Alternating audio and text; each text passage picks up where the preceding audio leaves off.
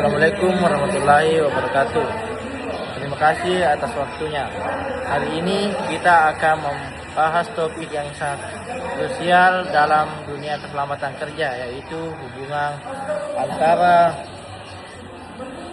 kelelahan kerja dan penurunan situasional.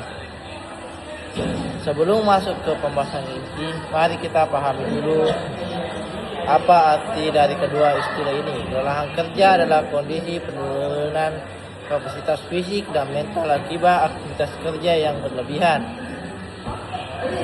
kurang istirahat atau beban kerja yang berat. Sedangkan situational awareness adalah kemampuan seorang untuk mempersepsikan apa yang terjadi di lingkungan sekitar, memahami makna dari informasi tersebut dan memproyeksikan bagaimana kondisi tersebut akan berubah di masa depan.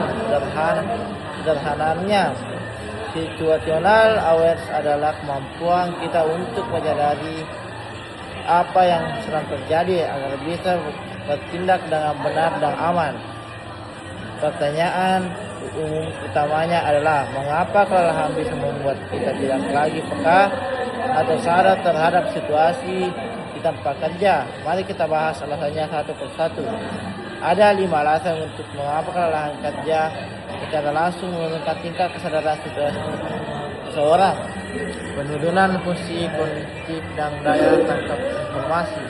Otak manusia bekerja seperti mesin. Jika digunakan terus-menerus tanpa istirahat, kinerja akan menurun.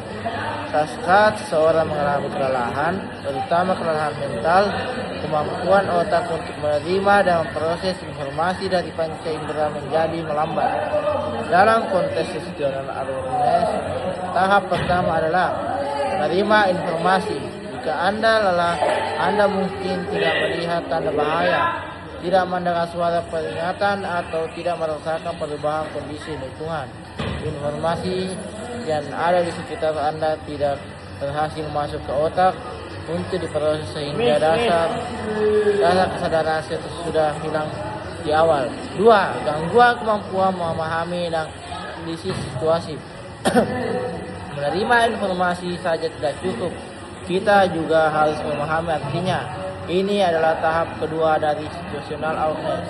Saat lelah, kemampuan berpikir logis, analisis, dan pengambilan keputusan akan terganggu. Orang yang lelah cenderung sulit menghubungkan satu informasi dengan informasi lainnya. Contohnya, Anda melihat lantai basah dan melihat ada alat berat yang lewat. Saat sadar, Anda langsung paham bahwa ada risiko alat berat tergelincir. Namun saat lelah, Anda melihat fakta tersebut sebagai hal yang terpisah-pisah dan gagal memahami risiko bahaya yang ada di balik kondisi tersebut. Anda melihatnya tapi Anda tidak mengerti maknanya. 3. Hilangnya kemampuan memproyeksikan ke depan. Tahap tertinggi dari situasi awareness adalah kemampuan memproyeksikan atau memprediksi apa yang akan terjadi selanjutnya. Berdasarkan kondisi ini, saat ini adalah kemampuan kondisi saat ini, bergantung pada ketajaman mental. Kelelahan mengurangi jangkauan pada mental kita. Saat lelah, seorang cenderung hanya berpikir menyelesaikan tugas saat itu saja, tanpa memikirkan dampak atau akibatnya 10 atau 5 atau 10 menit ke depan.